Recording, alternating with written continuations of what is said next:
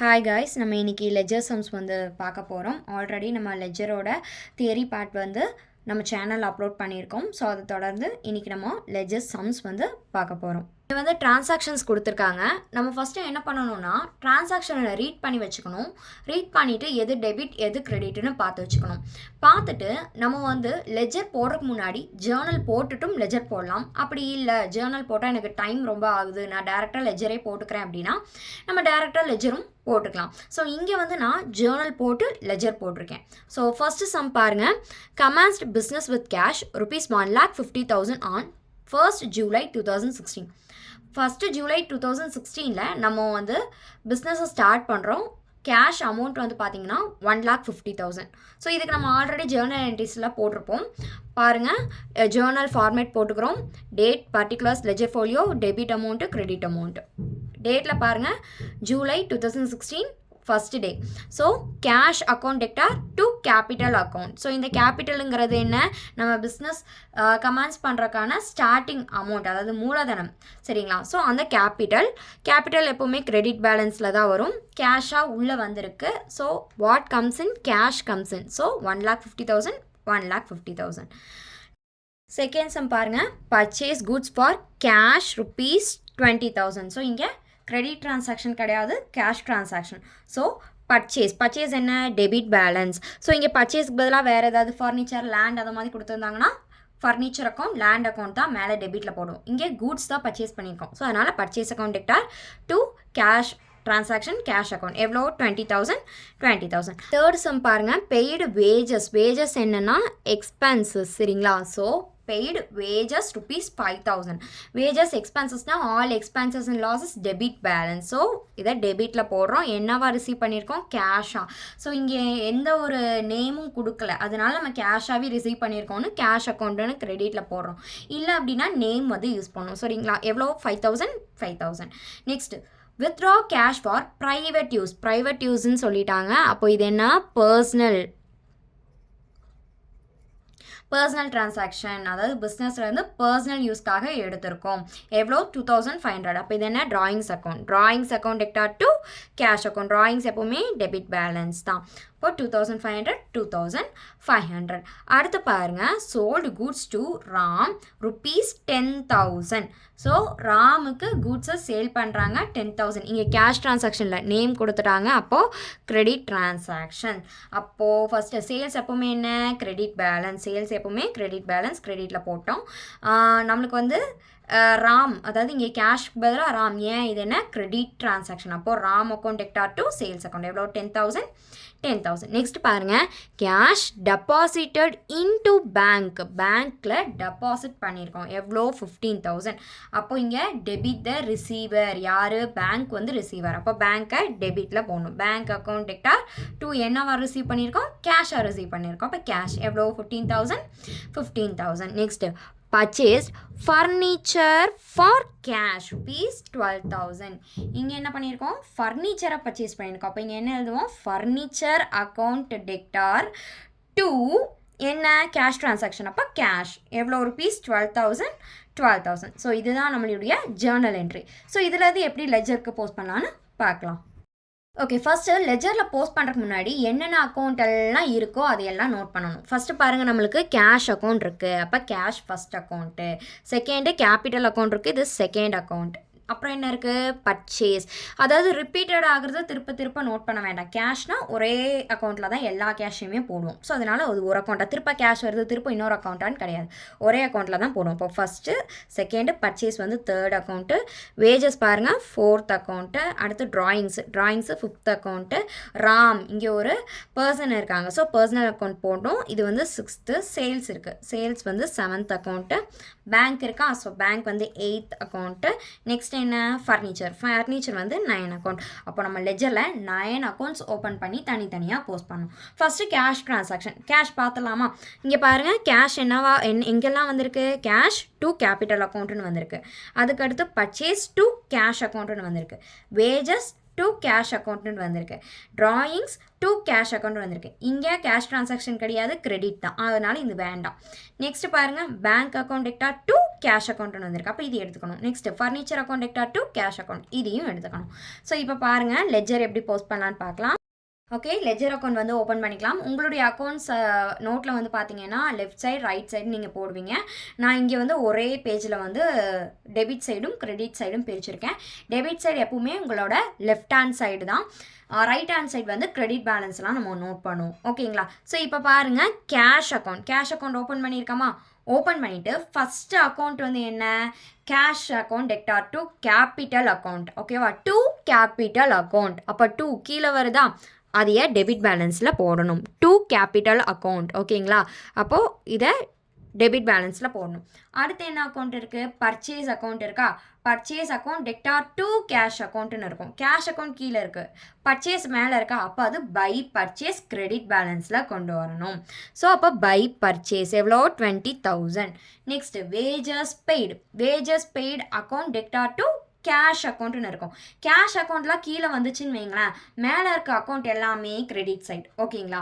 Cash account மேலே வந்து வேறு ஏதாவது கீழே வந்திருக்கு அப்படின்னா அது எல்லாமே டெபிட் சைட். அதெல்லாம் 2 பேலன்ஸ்னு இருக்கு இல்லையா, அப்போ 2 எல்லாமே டெபிட் சைட், மேலே இருக்க டெபிட் பேலன்ஸ் எல்லாமே கிரெடிட் சைட்னு எழுதுவோம். அதாவது ஜேர்னலில் இருக்கிறது அப்படியே ஜஸ்ட் ஆப்போசிட்டாக லெஜரில் போடுவோம்.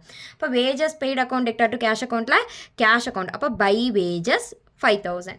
Next cash withdrawn for personal private use. So drawings account debtor to cash அக்கௌண்ட்னு இருக்கும், அப்போ பை drawings 2,500. அடுத்து என்ன இருக்கும், cash deposited into bank receiver, அப்போ டெபிட்டில் இருக்குமா, bank account debtor to cash அக்கௌண்ட்னு இருக்கும், அப்போ பை பேங்க்கை இங்கே கொண்டு வந்துடுவோம் 15,000.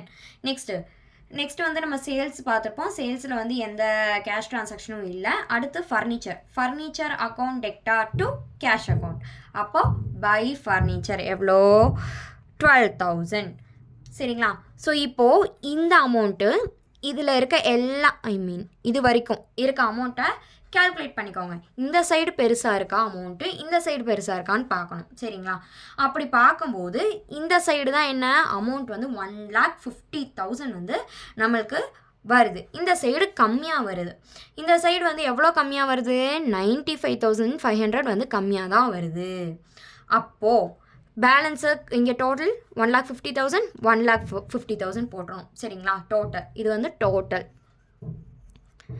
ஸோ இப்போது எந்த சைடு கம்மியாக வருதோ அங்கே இதுக்கும் இந்த டோட்டலுக்கும் உள்ள டிஃப்ரென்ஸ் அமௌண்ட் என்னவோ அந்த அமௌண்ட்டை இங்கே எழுதணும். அதுக்கு பேர் by balance carry down. CD அப்படின்னா கேரி டவுன்ங்கிறது என்ன, க்ளோசிங் பேலன்ஸ். ஓகேவா? சிடி அப்படிங்கிறது க்ளோசிங் பேலன்ஸ். ஓகேங்களா? இந்த 95,500 என்ன பண்ணுவோம், அடுத்த வருஷத்துக்கு கொண்டு போவோம். அப்போது அது இங்கே வந்துடும். To balance B by D 95,500. இது என்னென்னா நெக்ஸ்ட் இயர்க்கான ஓப்பனிங் பேலன்ஸ். சரிங்களா? இதுதான் வந்து ledger account first cash transaction பார்த்துருக்கோம். நெக்ஸ்ட்டு பார்த்தீங்கன்னா கேபிட்டல் அக்கௌண்ட், அதாவது cash account debtor to capital அக்கௌண்ட்னு இருக்கு இல்லையா, அதுதான் செகண்ட் அக்கௌண்ட். அப்போ கேபிட்டல் அக்கௌண்ட் ஓப்பன் பண்ணிக்கலாம்.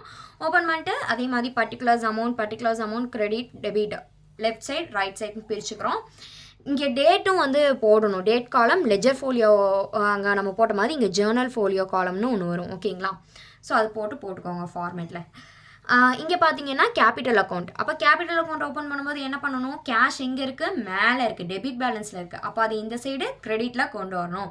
Cash account debtor to capital account அப்படிங்கிறத பை கேஷ் இந்த பக்கம் கொண்டு வரணும். அப்போது 1,50,000 இருக்கும். இந்த சைடு என்ன, க்ளோசிங் பேலன்ஸ்க்கு அதாவது எந்த ட்ரான்சாக்ஷனுமே இல்லை அப்படின்னா க்ளோசிங் பேலன்ஸ் சிபைடிக்கு 1,50,000 போட்டுருவோம். இங்கே டோட்டல் போட்டு இந்த 1,50,000 என்ன, நெக்ஸ்ட் இயர்க்கான ஓப்பனிங் பேலன்ஸ் 1,50,000. ஓகேங்களா? நெக்ஸ்ட் அதே மாதிரி purchase account debtor to cash account என்ன, எப்பவுமே டெபிட் பேலன்ஸில் இங்கே கொண்டு வந்துடணும் ஆப்போசிட்டாக. ஓகேவா? அப்போ டு கேஷ் அக்கௌண்ட் 20,000. வேறு எந்த ட்ரான்சாக்ஷனும் இல்லை, அதனால் பை பேலன்ஸ் சிபைடியில் க்ளோசிங்கில் வந்துட்டு அதே மாதிரி 20,000 கொண்டு வரோம். டோட்டல் அதே மாதிரி இந்த பக்கம் பார்த்தீங்கன்னா ப்ராட் டவுன் 20,000 நெக்ஸ்ட் ஓப்பனிங் பேலன்ஸ்க்கு கொண்டு போயிடணும். Next wages account debtor to cash account. வேஜஸ்ன்னு இல்லை, இங்கே ரெண்ட்டு ஆர் அதர்வைஸ் சேல்ரி இந்த மாதிரி என்ன எக்ஸ்பென்சஸ் வந்தாலும் fried charges, stationery printing charges, so இந்த மாதிரி எந்த சார்ஜஸ் வந்தாலுமே அது எக்ஸ்பென்சஸ் தான். ஸோ வேஜஸ் அக்கௌண்ட் இப்போ நம்ம எப்படி போட்டிருக்கோமோ அதே மாதிரி தான் இந்த எக்ஸ்பென்சஸ் எல்லாத்துக்குமே நம்ம அக்கௌண்ட் வந்து போடுவோம். அதே மாதிரி பார்த்தீங்கன்னா பர்ச்சேஸ் அக்கௌண்ட்டில் இங்கே கேஷ் ட்ரான்சாக்ஷனுக்கு போட்டிருக்கோம். இதே கிரெடிட் அப்படின்னா நேம், இங்கே கேஷுக்கு பதிலாக நேம் அக்கௌண்ட் வந்து ஓப்பன் பண்ணியிருப்போம். சரிங்களா? ஸோ இப்போ பாருங்கள் வேஜஸ் அக்கௌண்ட், அதே மாதிரி wages account debtor to cash account. அப்போ 2 கேஷ் இங்கே வந்துச்சா, பை பேலன்ஸ் சிபைடி 5,000, எதுவுமே இல்லை அப்படின்ற இடத்துல க்ளோசிங் பேலன்ஸாக 5,000 போட்டுருங்க. அந்த 5,000 நெக்ஸ்ட் இயர்க்கான ஓப்பனிங் பேலன்ஸ், அதான் பிபைடி 5,000. ஓகேங்களா? Next drawing account debtor to cash account. So இங்கே பாருங்கள் cash account, drawings account debtor to cash account. அப்போது கேஷ் அக்கௌண்ட் எப்போவுமே கிரெடிட் சைடு.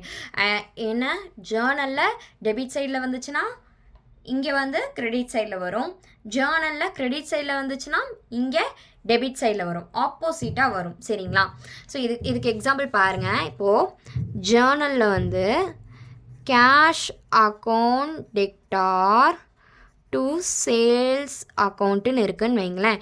இதை லெஜரில் போடுறப்போ இது பாருங்கள், இது லெஜர் அக்கௌண்ட். சரிங்களா? லெஜர் அக்கௌண்ட்டில் போடும்போது இந்த கேஷ் டு சேல்ஸ் இருக்குங்க இல்லையா, இந்த சேல்ஸை என்ன பண்ணுவோம், இங்கே போடுவோம். இது என்ன, டெபிட் பேலன்ஸ், இது கிரெடிட் பேலன்ஸ். இங்கே இது என்ன, இது டெபிட்டு, இது கிரெடிட். ஸோ இங்கே கிரெடிட்டில் இருக்கிறது என்ன போகும், லெஜரில் டெபிட்டுக்கு போகும். இப்போ டு சேல்ஸ். சரிங்களா? அதே மாதிரி இந்த கேஷ் வந்து என்னாகும், கிரெடிட் சைட் டெபிட் பேலன்ஸு, இது வந்து அப்படியே ஆப்போசிட்டாக கிரெடிட் பேலன்ஸில் பை கேஷ் அப்படின்னு வரும். சரிங்களா? இதுதான் லெஜர். ஓகேவா? டெபிட்டில் கிரெடிட் மாறி மாறி வரும். ஜேர்னலில் இருக்கிறது ஆப்போசிட்டாக லெஜரில் வரும். இதுக்கான ரூல்ஸ் வந்து நான் சொல்லியிருந்தேன் இல்லையா. அப்போது டெபிட் சைடு வந்து கிரெடிட்டோட பெருசாக இருக்குது அப்படின்னா அது டெபிட் பேலன்ஸ். இதே கிரெடிட் வந்து டெபிட்டோட பெருசாக இருக்குன்னா அது கிரெடிட் பேலன்ஸ்னு அர்த்தம்.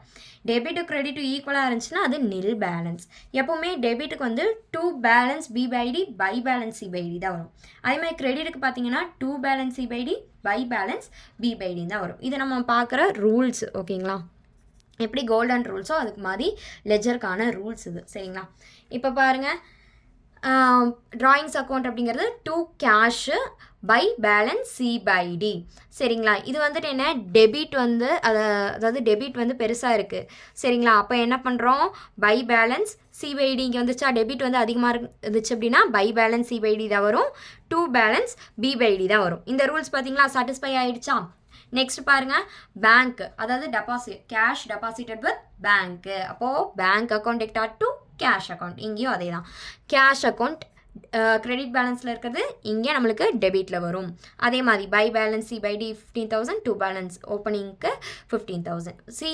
சிபைடி அப்படிங்கிறது கேரி டவுன். ஓகேங்களா? இது க்ளோசிங், இது வந்து ப்ராட் டவுன், ஓப்பனிங் நெக்ஸ்ட் இயர்க்கான ஓப்பனிங்.